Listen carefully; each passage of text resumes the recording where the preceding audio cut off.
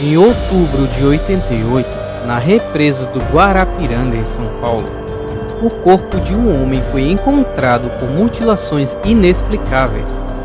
Teve suas vísceras retiradas por uma pequena perfuração feita na altura do umbigo. Lábios, língua e esôfago foram extraídos com precisão. Músculos do braço retirados por um orifício de 2 centímetros de diâmetro.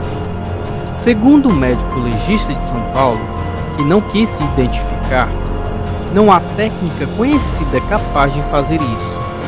Nem urubus, nem outro animal sequer tocaram o cadáver. Esse caso não chegou a ser totalmente investigado pela polícia. O processo todo misteriosamente sumiu dos arquivos da justiça. E durante todos esses anos não se teve mais notícia a respeito. Isso veio a público apenas graças aos esforços de uma pesquisadora, Encarnación Gracia Zapata, que através de um imenso trabalho investigativo conseguiu fotografias e depoimento com os policiais que não puderam elucidar o caso. O promotor de justiça de São Paulo, José Roberto Cuenca, foi quem colaborou com a pesquisadora na tentativa de elucidar o caso. Em uma entrevista com Encarnación, em 1995, foi tomado conhecimento de que na década de 70, em Washington, Estados Unidos, 30 mulheres apareceram mortas. Todas tinham 2 orifícios no pescoço. Mas nem mesmo investigadores escaparam de fins misteriosos, segundo a revista Ano Zero da Espanha. Um jovem norte-americano investigador do insólito, o Sr. Kyle Blue, desapareceu no Canadá quando estudava uma série de estranhas mutilações de gado. Segundo informações, a ausência de Kyle Blue poderia estar relacionada com seus descobrimentos durante sua investigação. Soube-se que o disco rígido de seu computador foi roubado depois de seu desaparecimento. Quarta-feira, 15 de novembro de 1995. A esposa de Bernardo Gomes, na cidade de Caguas, Porto Rico, viu um braço fino e peludo e sua mão com garras esticar-se para dentro da janela de seu quarto, alcançando e estraçalhando em segundos um urso de pelúcia que estava na estante. A testemunha imediatamente jogou o café fervendo, que casualmente tomava em uma xícara, sobre o braço da criatura. Esta recolheu rapidamente e bateu em retirada. A testemunha ainda pôde perceber, num relance de olhar, que o olho da criatura era vermelho, que se precipitou na mata. A divisão de serviços técnicos da agência SIC local tentou coletar impressões digitais, mas não encontrou. Agentes da polícia, defesa civil e guarda municipal encontraram um muco viscoso na janela e um pedaço de carne não identificada que fora deixado para trás quando a criatura se evadira. Ninguém sabia de predador conhecido cujas garras fossem capazes de cortar como lâminas tão afiadas. Na mesma tarde, 2 galinhas e seus pintinhos tiveram seu sangue drenado por essa entidade, na vizinhança de Puerto Novo, coração de San Juan. A substância gelatinosa acima encontrada, em muitos casos, foi descrita como um odor insuportável, assemelhado a ácido de bateria ou enxofre. Sabe-se que o mesmo odor exalado dos corpos de animais atacados em Porto Rico levou mais de uma dezena de membros de uma equipe, entre eles um repórter, pessoas da defesa civil e um político, a ficarem doentes com náuseas e sensações de desfalecimento. Quarta-feira, 2 de novembro de 1995. Juan Dário Rodrigues observou em sua coluna de jornal sobre OVNIs que o Departamento de Recursos Naturais de Porto Rico completara testes em coelhos mortos, que apresentavam profundas marcas de perfurações. O resultado não poderia ter sido feito por nenhum animal nativo de Porto Rico. Um deles tinha perfurações nas patas e estava coberto com um muco viscoso. O muco foi submetido à análise, mas os resultados não foram divulgados ao público.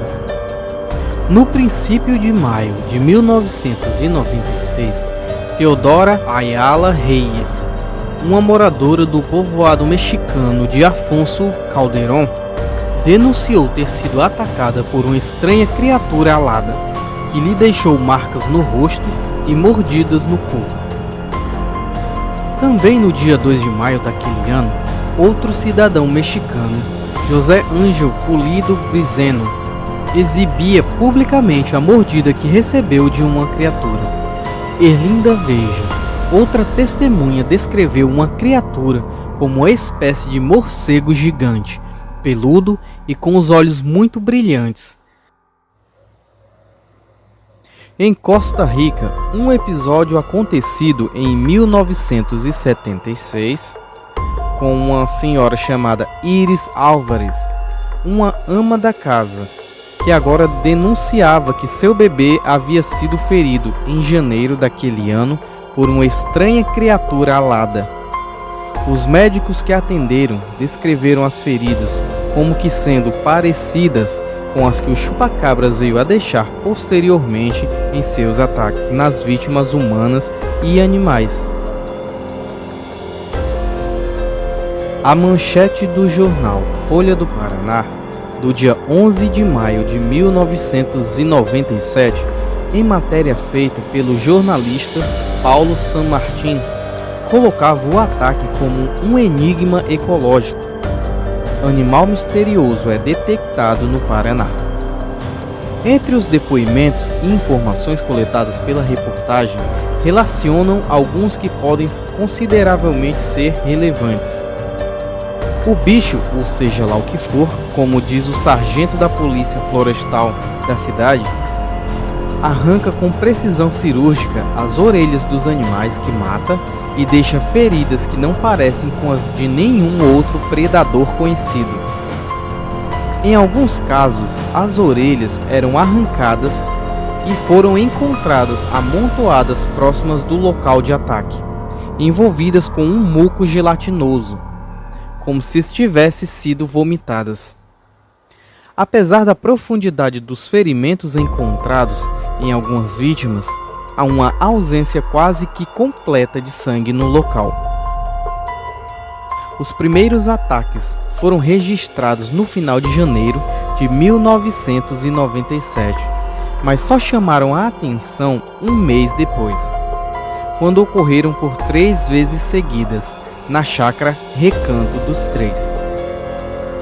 O proprietário, o biólogo Samuel Ramos Lago, e sua esposa Rosimara Lago ficaram assustados com a violência do último ataque no final de fevereiro do mesmo ano e pediram socorro à polícia florestal. As 2 primeiras investidas do predador haviam sido semelhantes a outras ocorridas em chácaras vizinhas. A primeira ocorreu no início de fevereiro, menos de 10 dias depois de uma nova investida, e deixou 5 ovelhas mortas e 2 feridas. Esse ataque ocorreu à luz do dia.